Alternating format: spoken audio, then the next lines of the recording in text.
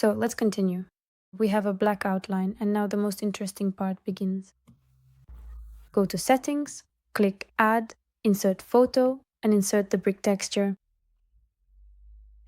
Here's the texture we have.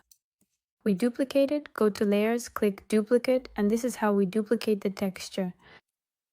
I would recommend overlapping it a little with the neighboring texture.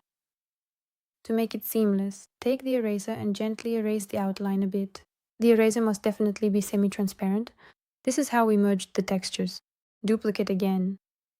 And keep doing this until we achieve the result we want. Merge and duplicate again. And we end up with a large texture like this. We overlap them a little and erase the transition line itself so that the transition is smooth and the two textures can be merged. Move the texture and drag the layer under the black outline so we can see the contours. Stay on the same texture layer. Click on the Selection tool, choose Rectangle, and select the area where our texture will be. Click Invert. Take the arrow tool and drag the excess outside the canvas. This way, it gets deleted. Repeat the action. Select the Selection tool, Rectangle, and select the areas of the windows. Here, we don't click Invert. We just drag it outside the canvas and everything gets deleted. Next, tap Add, Insert Photo, and insert the next texture. This is the texture of wooden slats. You will download all the textures in advance, install the brushes, set up the set, and then upload them from your camera roll. Very important. Go to the layers and duplicate the texture, then hide the duplicate. Go to the lower duplicate and select the areas where our texture will be. So I see that I have a small white area, so I need to move the texture. I'm moving it, tapping on the Selection tool and holding my finger. Since I've already made a selection, my area is saved and I drag away everything extra. Tap on Layers, lower the opacity a bit so you can see the areas where you need to cut because the lines blend with the texture lines. Select these areas. Also, tap the arrow and drag it outside the canvas. Restore the opacity, and now the second texture, which was hidden, comes into play. We switch to it, make it visible, and rotate it 45 degrees like this. Then, using the Freeform tool, stretch it a little bit. The selection is still active, so we press the Selection tool and also dragged everything outside the area. This is how it turned out. Now we need to cut out the windows themselves. In the same way, I lower the opacity, use the Selection tool, choose Rectangle, and select the window areas like this.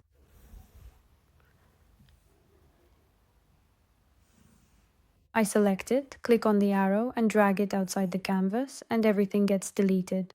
I restore the opacity. This is the texture we ended up with. You have to agree, textures are what turn our sketch into something atmospheric and dimensional. But the volume is still ahead of us. So we create a new layer at the very bottom and choose a color. Here are its settings. You can go into the palette and enter the exact same numbers and you'll get the same color. Or you can choose any color you like, for example blue for the sky. Then drag and drop to fill the layer. I also chose pure white. Carefully selected a soft bristled brush and proceeded to create this subtle type of gentle gradient. I'm making a gradient, creating a new layer, and picking a green color.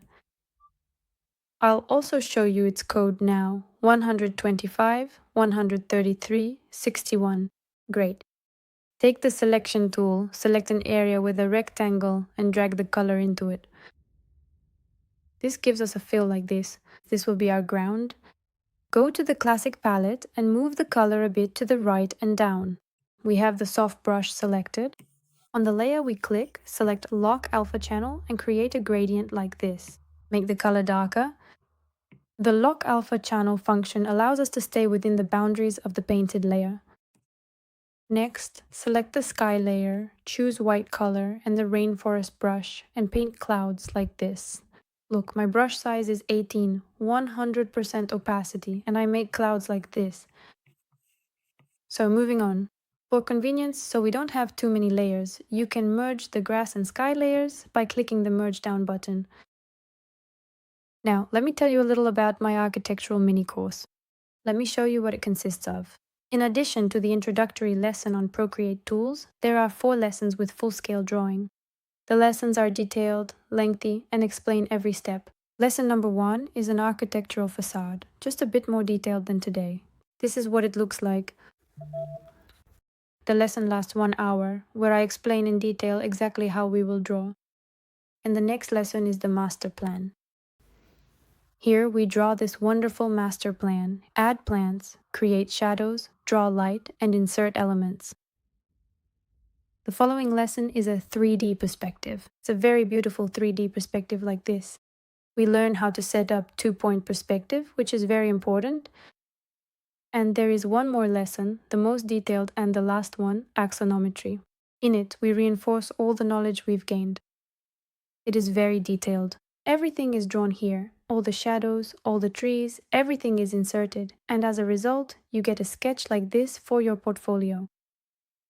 The course comes with 2 sets of PNG elements. These include plants, furniture, cars, and street scenery. There are also 4 base templates included. These are images from 3D models that I created specifically for the course, so you'll have the correct proportions from the very first stroke. This is what the base templates look like for the facade, for the 3D perspective, for the master plan, and for the axonometry. In each lesson, I'll show you how to set up a drawing assistant so you can draw straight lines. And also my detailed brush set comes with the course. This is everything you need for your work, and you'll have it forever. Right now, I'm going to borrow some background plants from here. You'll already have all of this in the ready-made set. I'm using the selection tool to select this specific group of plants.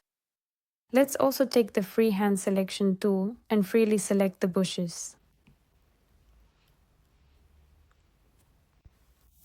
Alright, I think that's everything we need. To copy, tap the screen with 3 fingers and select Copy. Go to the gallery and open the sketch we're working on now. Tap the screen with 3 fingers and select Paste. Everything was pasted onto a layer above the one we were on. We drag it all the way to the top. Using the freehand selection tool, select only the background trees and tap Cut and Paste. Cut and paste. Then drag the background trees behind the building textures and start scaling them as you like, enlarging and adjusting the size. Mine will look like this. I also suggest duplicating this layer to make the background trees denser. Just drag it like this. Done. Now let's merge these 2 layers together. Using the same principle, switch to the layer with the remaining plants. Using the freehand selection tool, select the area, then with 3 fingers on the screen, choose Cut and Paste. This way, we move the selected object to a new layer and drag the plants to where we need them. Like this, we scale, enlarge, reduce, and move them around. I often hear from my students, Anya, I can't do it like that. I don't have an art education. Listen, I'm an architect too, not an artist. I never learned how to draw beautifully. I learned to draw functionally, clearly, and convincingly so that I could use these drawings for presentations, portfolios, and projects. And you know what? Clients are absolutely thrilled with the sketches. When you can quickly sketch out an idea right at a meeting or before it, it gives you tremendous professional credibility. Many clients even ask to keep only hand-drawn illustrations in the project, and many specifically order them. 3D rendering and 3D modeling are very expensive. Not everyone can afford them. And in the age of artificial intelligence, hand-drawn work is valued even more. And to make such a sketch, you just need to create the simplest 3D model, and that's it. You don't need to model every piece of wood. You don't need to model every piece of furniture, chandelier, or plant. And as you know yourself, if you've ever made a 3D model with plants, it's a very heavy object. The rendering takes a very long time. But in a sketch, you can just cut, paste, create the necessary volume, and it will look really cool. And if you absolutely need a realistic, lifelike visualization, you can simply send your sketch to artificial intelligence like ChatGPT and make a request such as, create a realistic visualization from my sketch. And that's it. You won't need any detailed prompts or any detailed instructions. It will immediately recognize all the elements and simply add realism, and you'll get a visualization for your project without any mistakes. That's really cool. Now I've opened my plant library. This is my plant library which I have for sale. I'm going to take a few plants from there. You'll already have all of this in the set. Using the same principle, I used 3 fingers on the screen to insert and place it onto the sketch, select, cut, paste, and scale. We're placing this tree on the left, and I think it's going to look really great here. This is how we fill our sketch with greenery. We drag the second tree onto the roof. We're going to have a green roof that you can actually use. Isn't that cool? And to save layers, since the number of available layers depends on your iPad, we merge the layers whenever possible. You can also merge the layers with the plants. Just make sure first that everything is in the correct order, so nothing unnecessary overlaps, and then merge. Otherwise, you won't be able to change it later. Thank you for watching the second lesson. In the third lesson, we'll add volume and light, and the sketch will be completely transformed. Click the button, watch the third lesson, get the lesson, and join in. Enjoy watching.